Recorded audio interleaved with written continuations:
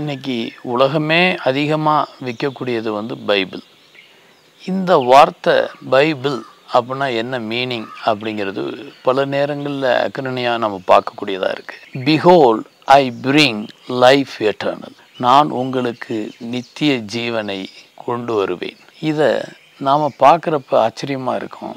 இது உபாகமத்தில் நமக்கு 32:47 நித்திய ஜீவனாய் இருக்கிறார், நித்திய ஜீவனை தருகிறேன் என்று சொல்லக்கூடிய அந்த லைஃப் ஆண்டவரே சொல்கிறாரு. நான் சொல்லுகிற வசனங்கள் எல்லாம் யோவான் 6:63 நான் சொல்லுகிற வசனங்கள் ஜீவனாயும் ஆவியாயும் இருக்கிறது என்று சொல்கிறாரு. அந்த வார்த்தை திருடன் திருடவும் கொல்லவும் அழிக்கவும் வருகிறானே ஒன்றி வேறு ஒன்றுக்கும் வரான்னு சொல்லி யோவான் 10:10 நம்ம பார்க்குறோம். ஆனால் நான் உங்களுக்கு ஜீவனையும் பரிபூர்ணத்தையும் கொடுக்க வந்திருக்கேன்னு சொல்கிறார். அந்த வார்த்தை இன்றைக்கி மிகப்பெரியது. இன்றைக்கி இங்கிலாந்து பெரிய நாடு.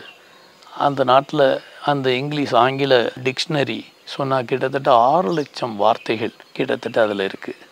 இன்றைக்கி இதில் 6000 வார்த்தைகள் தான் இன்றைக்கி கிம் ஜேம்ஸ் வெர்ஷனில் இருக்குது. இந்த 6000 வார்த்தைகள் அந்த பல லட்சம் வார்த்தைகளை தாண்டி வெற்றி பெற்றிருக்குன்னா இன்றைக்கி உலகம் இருக்கிற வரை அந்த வார்த்தைகள், ஏன்னா மனித ஞானத்தை விட தேவ ஞானம் உயர்ந்தது.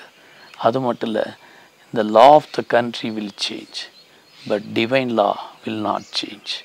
இந்த ஆண்டவருடைய வார்த்தை எப்பொழுதும் மாறாத ஒரு சட்டம், அது நிரந்தர சட்டம். அதனால தான் இந்த பைபிள் இன்றைக்கும் அதிகமாக உலகத்தில் சேல்ஸ் ஆகுது. ஏகப்பட்ட கமெண்ட்ரிஸ், ஏகப்பட்ட அன்னைக்கு ஸ்டடி பைபிள், ஏகப்பட்ட வெர்ஷன்ஸ் வருதுன்னு சொன்னால் அது நித்திய ஜீவன் உள்ள வார்த்தை, நிரந்தர வார்த்தை, மறக்க முடியாது. நன்றி.